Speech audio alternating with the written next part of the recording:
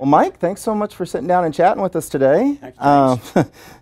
I'm super excited for those of us who are watching who don't know you. You're among the most highly regarded real estate agents in all of America. Had a career going almost 45 years. And for those that don't know, for me personally, why I'm so excited that we get to talk on camera especially is when I think of the top 10, 15 people that helped build Keller Williams, your name is right up there. I mean, Gary Keller's here, and the Brody name is like right around here. You're very kind. That's very generous. So, been a realtor since 1973. You've won just about every award they give to agents during that time. Got some Lifetime Achievement Awards, distinguished recognition. Former Governor Bush appoints you chairman of Texas Real Estate Commission, elected treasurer of NAR. And in that time, you've also been the top profit share earner for KW for almost 10 years now, if not more. And had the opportunity to co-found office in Preston, co-owner of the office in Plano, also got investor on the side for KW regions with Northern California and Hawaii, and Maryland, D.C. Right. Holy cow, did I leave anything out? No, I think that's more than enough. So. Well, in other words, phenomenal man to know in real estate. So, Mike, how did you get into real estate? Well, that's actually a fun story, James. I got married right out of school to my sweetheart, and I was 21. And we got married in Iowa, and I was in the Midwest at that time. I'm originally from Dallas, born in Dallas, spent most of my life there. And we were honeymooning to Galveston. Now, today, people go to Bora Bora or Italy or wherever on their honeymoons. We were going to Galveston. So having been from Dallas, we stopped in Dallas on the way. We were driving down, and I didn't know what I wanted to do. I'd majored in marketing and finance.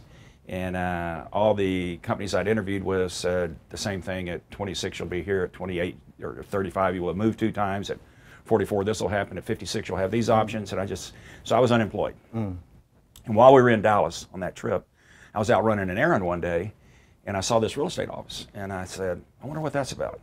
So I just pulled in. I walked in and asked if I could talk to somebody. I said, is there a manager or a boss? You know, I didn't know what the language was.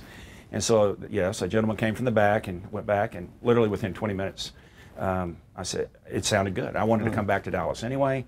And I said, look, I need about 60 days. I've got to finish this honeymoon thing and go back. I'll get a U-Haul in Iowa, and we're coming back to Texas. So I just kind of fell into it by accident, and it stuck, so I'm still here. I love it. Clearly, we're better for it too, right? Thank you. Yeah. So can you tell me about some of your game changer moments you had in the industry along the way? Game changers, wow, there have been many of them. I think in summary of game changers, I've learned a few lessons. One is who you're in business with matters. Because a lot of times we're so eager that we move quickly to get into a relationship or a business partner or an environment, even an organization, and it's a mismatch. And so today we have so many processes with the KPA within our company and other instruments that you can match up instead of just going on intuition or chemistry.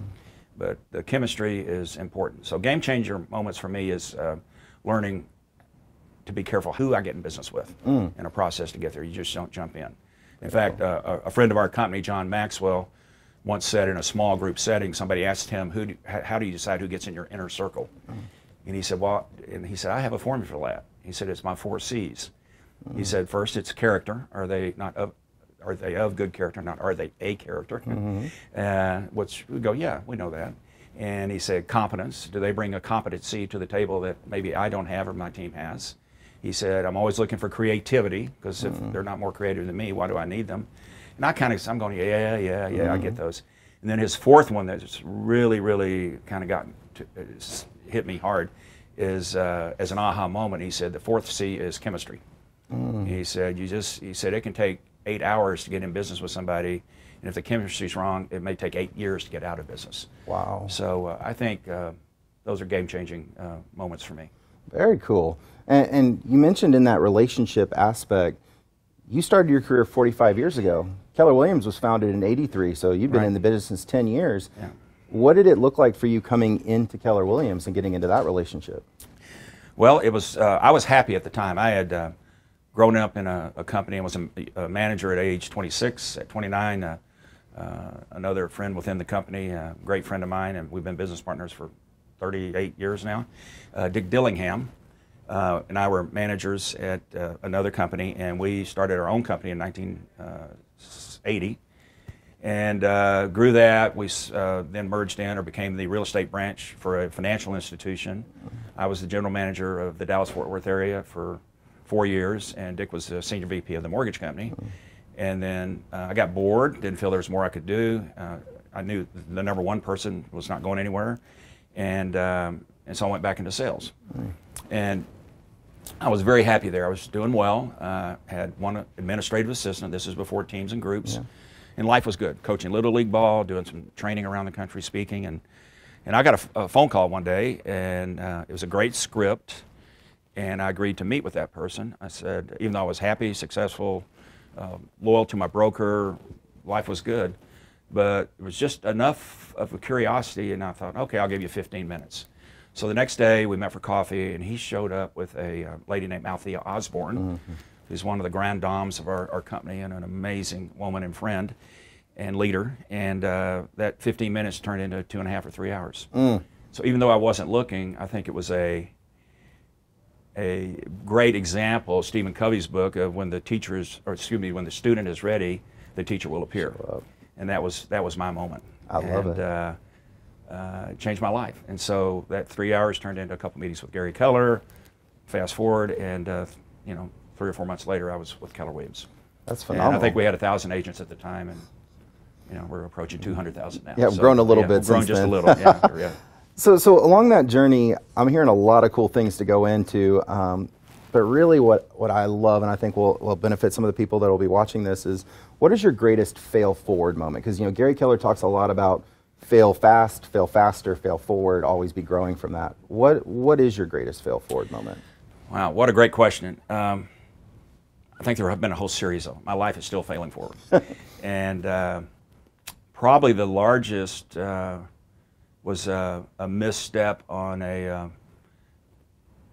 once we got involved with developing the Northern California, Hawaii region, is we were so eager to get in business, and it goes back to what I mentioned earlier, that we didn't take the time to check the chemistry of the people we're getting business with. Gotcha. So a couple of the first few market centers we launched there weren't the right people, and they did not succeed, and eventually we had to make some changes.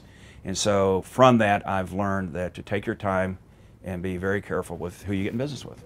And so the lessons were learned, which is, looking back, I'm glad I had those lessons, because it's allowed me to make better decisions. Absolutely. Since then. And I love that. That ties in perfectly to where the next question I have for you. We get a lot of lessons along our career. You've had 45 years in real estate. Clearly, you started real estate when you're about 2 or 3 years old. That's about right. Phenomenal. Yeah, actually, I was 4. Yeah. So as you have taken on all that knowledge and experience, if you were to start over tomorrow with all that knowledge and experience, but none of the resources you had, what would be the 1 or 2 things that you would focus on to get your business started right away? Yeah, another great question. You're doing great, James. When I started, I tried to do everything. I started out, my first couple of days, they gave me a phone book and said, start calling people with these scripts. And do you know anybody who's thinking, or you thinking of buying or selling, or do you know anybody that might be in whatever the language was? And so I was literally going down the pages of the phone book. So after a few days of that, I went back to the manager, and I said, what else can I be doing? He said, well, get in my car. And he took me out to a neighborhood and dropped me off at a corner and said, I'll pick you up at this same corner in 2.5 hours. He said, this was my door knocking experience. Yeah. And then I learned for sale by owners, and then I learned expired listings, and then I learned about geographic farming, and then I learned about sphere of influence, and the list goes on and on and on as far as prospecting, lead generation styles. And what I came to learn is pick one first, master it, then pick 2. It's just like if you're going to do geographic farm. So my 2 main areas were my areas of love and expertise were geographic farming and sphere of influence. And I was able to expand those. And I think in geographic farming, we talk about own a street, then own the neighborhood, and then own the subdivision, and then go get the next one. So you grow inward out. And I was trying to attack everything in those first couple of years. So I would say, pick something that and do what you love. If you love it, people are drawn to you. And if you don't, it's just almost like a sign as I don't enjoy what I'm doing, and people you will deflect them away. Kind of comes back to that chemistry that John was talking about. It shows. And if you love it, and you master it, you're going to be good at it, and people will find you. I love it. You just don't have to find them. And, you know, one of the interesting topics that Gary's talking about right now is obviously the fourth industrial revolution, right? The technology revolution. How do you think the relationship-based industry, and more specifically sphere of influence, or lead generation as a whole, how do you think that's going to change with where we're headed? Well, it's definitely changing. It's not going to eliminate us, which a lot of people have talked about for years. My one cat, and I love technology. I love it. I think it's made our business more efficient, more profitable, more systematized. But if you fall too much in love with technology, you lose your greatest asset, which is your relationship with people and your fiduciary rather than your functionary role. And so I'm all about technology, but don't lose that personal piece. Yeah. So tying into that, Mike, what would you say your single best piece of advice would be for someone in the business? Well, the best advice I've ever gotten, and I'm going to explain it just a little bit, because it sounds so simple at first, you just kind of let it go, is my first mentor was a lady named Virginia Cook. I worked with her for 8 years, 4 years in sales, 4 years as a manager, and she had so much wisdom. She taught me a lot. But the one piece of advice she gave me, which I would say is the best advice I've ever gotten, and I would share it with others, is one day she said to me, she said, Mike, be the best you can be every day, and you'll get the tap on the shoulder. So I go, okay. But when you break it down, she didn't say, you know, try to be the best or think about being the best. She said, be the best you can be every day, and you'll get the tap on the shoulder.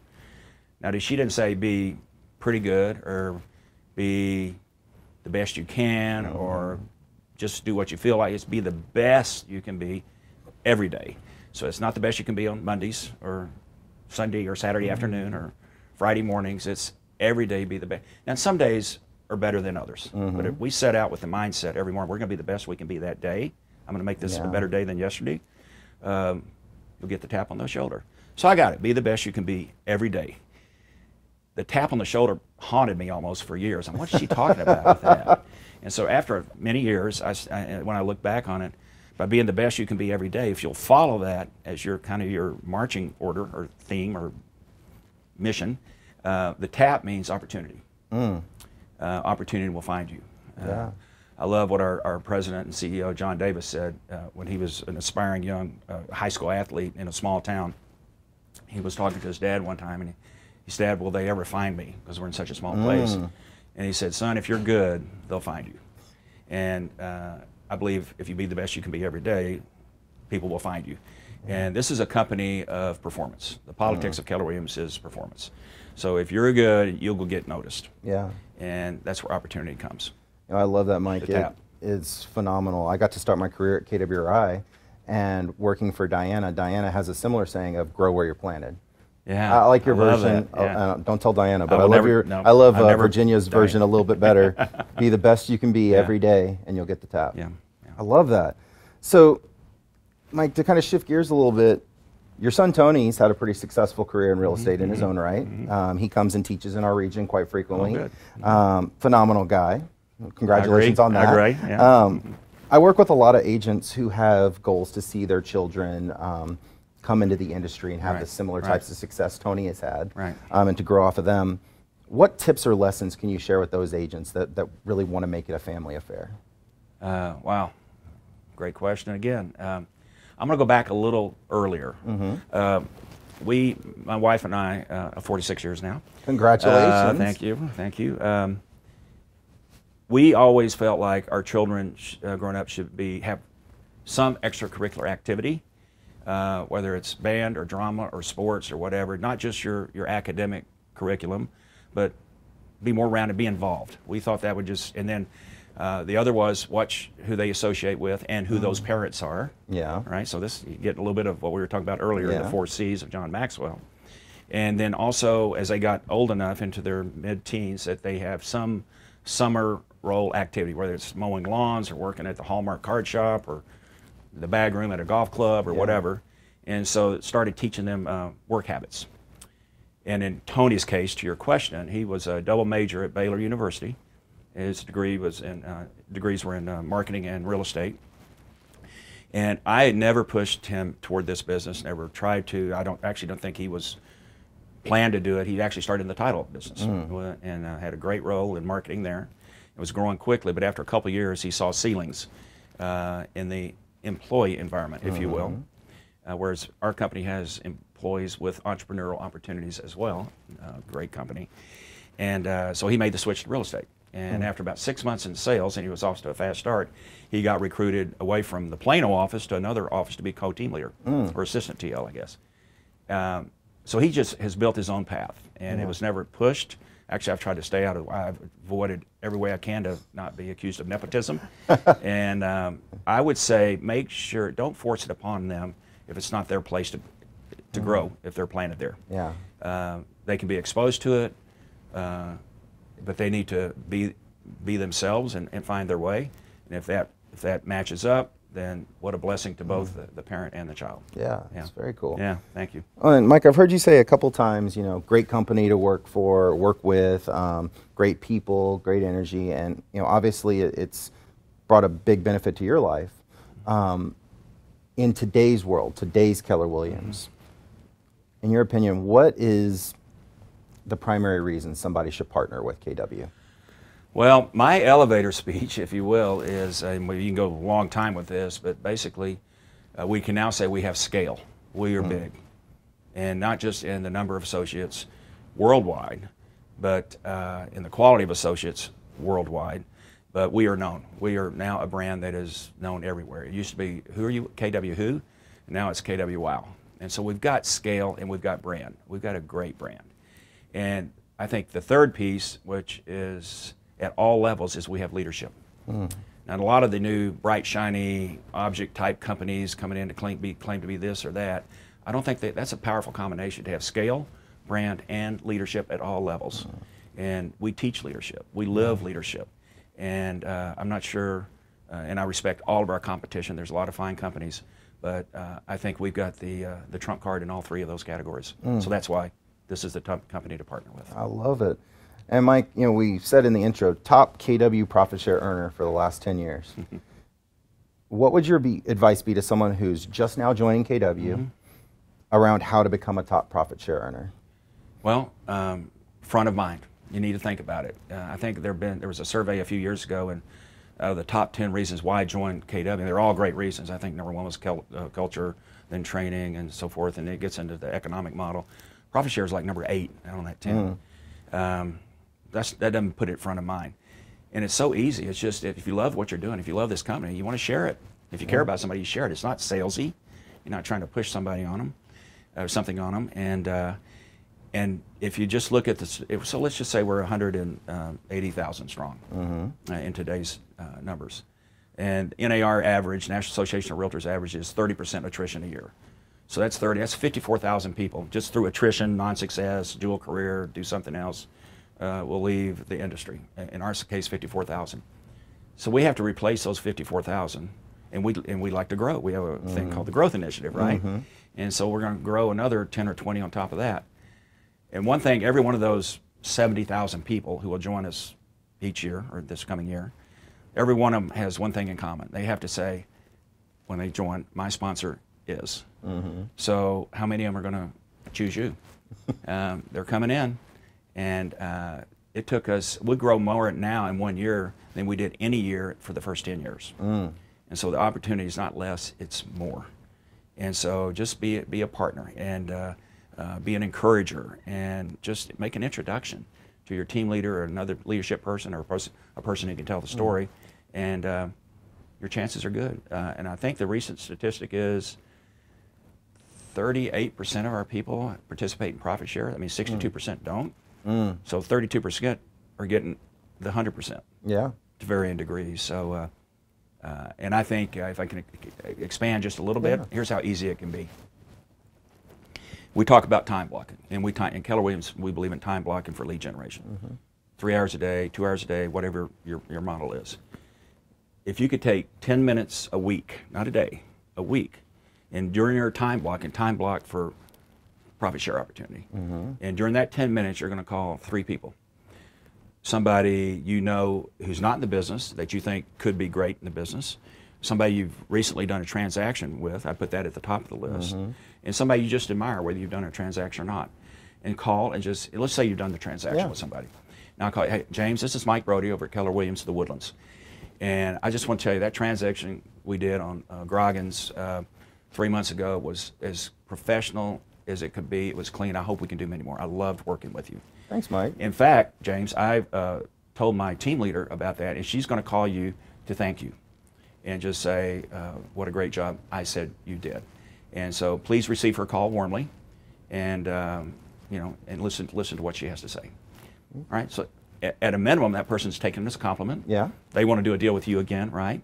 And at the same time, you're writing a thank you note for the call. So I just want to thank you. Great talking with you after our transaction, and please receive, you know, Susie's name or call warmly.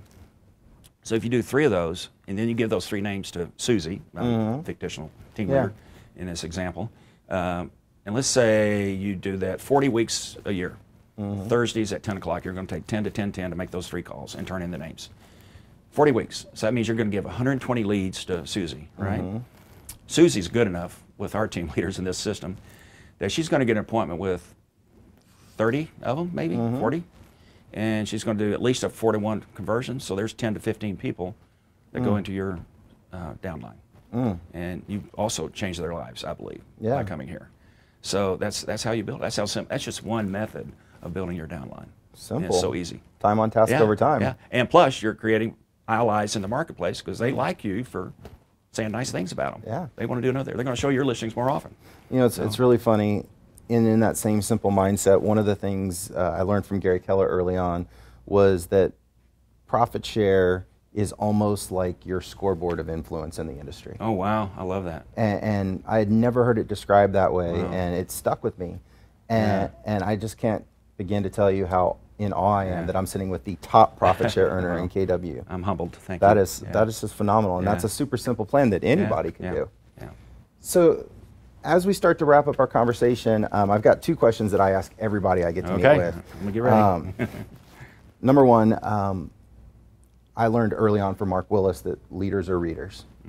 And you've referenced a couple of great authors and great speakers.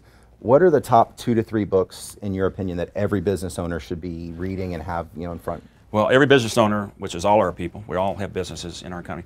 Obviously, MREA, Millionaire Real Estate Agent. That's just as true today as it was 15 years ago when Gary published that, wrote it and published it.